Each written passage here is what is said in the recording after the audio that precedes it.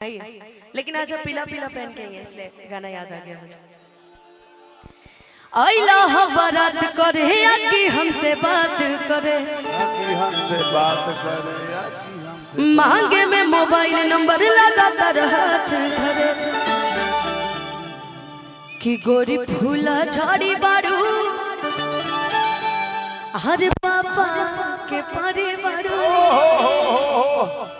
कि गोरी फूला झाड़ी बारू अब पापा जी के परी बारू। छोटे भैया इस विषय पे क्या बोलेंगे? पापा जी पे, पापा जी के भाई पापा जी तो पूजा तक आज बड़े कुर्बानी कुर्बानी में बाप रे बाप। भैया आप कुर्बानी में आए हैं? छोटे भैया ने कहा है कि आप कुर्बानी में आए हैं। हाँ अच्छा, जब माइक पकड़ेंगे तो बोलेंगे, बोलिएगा जरूर, इंतजार रहेगा। और देखिए माइक भी मिल गया। छोटे बा देखो अब तार तो ही नहीं होता, तार वाला माइक पे तू ना बोल, खड़ा होकर बोल। छोटे बा हम कहाँ आइल बानी? अब 20 साल बोलिए, खाली बोलिए तो कहता है कि ये आइल बड़े कुर्बानी में, आइल बड़े फतेहा में। हां तारा का फतेह करो। अब पहले आप लोग डिसाइड कर लीजिए आप लोग किस चीज में आए हैं। हम लोग आए हैं जागरण में आए हुए हैं। ये कुछ भी बोलते रहते पता है ना। पापा के परिवार अलग लूप सारे तू तपा पियर फराक वाली कच्चा मारा तारुआ पियर फराक कच्चा कच्चा मारा तारुआ पियर फराक वाली।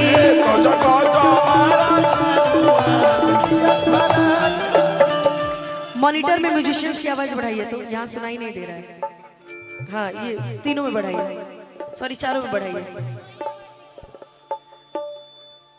इतना अच्छा साउंड बना के रखे ना इसको कि लगलू पसारे तू तपा पियर फराक वाली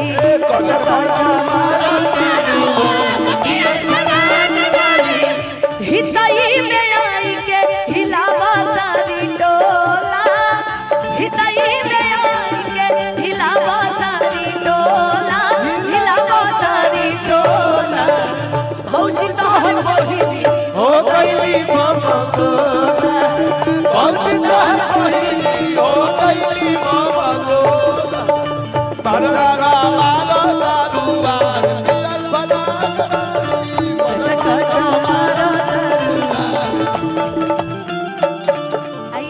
शिवानी नाम है कि गलती से अभी तो मेरे सूरज का ब्याह लग गया है ज्योति से, मगर प्रेम बहुत तगड़ा उसका ज्योति से शादी लगा उसका। नहीं तो अभी हम आप ही से करवाते, आप मुझे पसंद है। ज्योति का फोन आया था? अच्छा नहीं ज्योति, अरे खुशी को भूल गया।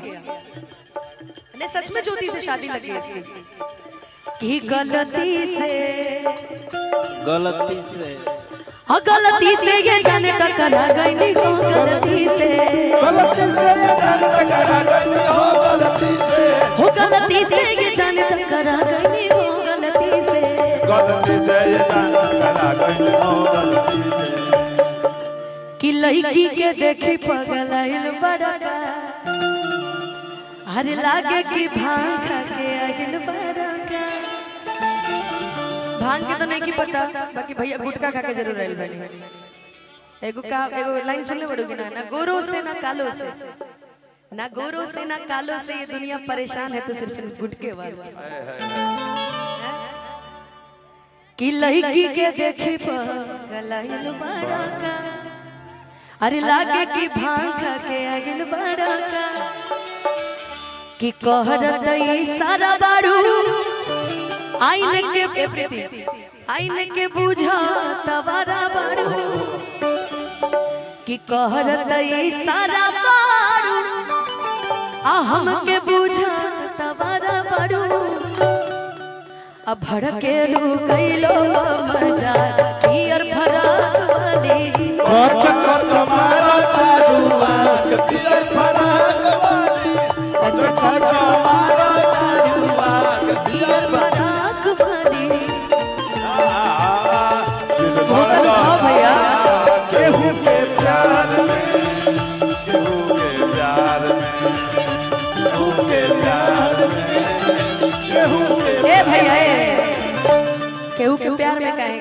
की भैया जौन रियल गाना बहु ऊ गई ना कि कितना दिन से एगो लइका के कितना दिन से एगो लइका के रही फेरा में हम लागल रही फेरा में हम लागल सोचते रही आई लव यू कह सोचते रही आई लव यू कह तब दोसर ले भागो तब दोसर ले भागो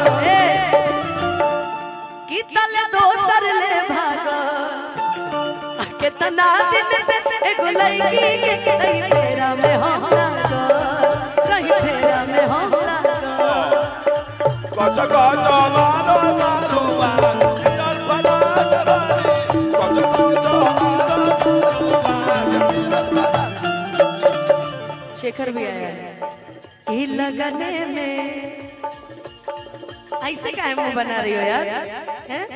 दिल टूटा ऐसे क्या करेंगे कि लगने में हमर हो जा तू जाने यही अगले में लगने में हमर हो जा तू जाने ही अगने में तुम्हारा बियाह में करवा दे क्या बियाह है हो गया लोग फिर ऐसी हो गई यादव जी के घर पे जाओगे अच्छी बात है दोबारा बियाह कर दिए ना ए यादव जी के घर पे न जाएगी जी करा दे बियाह ये लगने में ये दुआ है बियाह सब कोई एकरा से बियाह ना करी कर लेगी ऐसे कैसे बोल दिए बहुत अच्छी लड़की है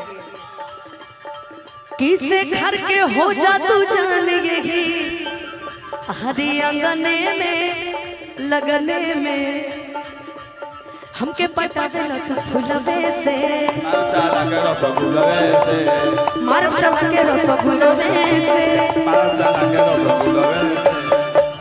कि आगे आगे आंसू खई है और पीछे फिर आंसू बही है कि आगे आगे आंसू खई है और पीछे फिर आंसू बही है अरे पावन के मान दिहल पूरा पियर फराक वाली कचा कचा मारा तारुआ पियर फराक वाली कचा कचा मारा तारुआ पियर फराक वाली कचा कचा मारा तारुआ पियर फराक वाली बस शिवानी खतने को जोरदार ताली बजा दी बजा दो भैया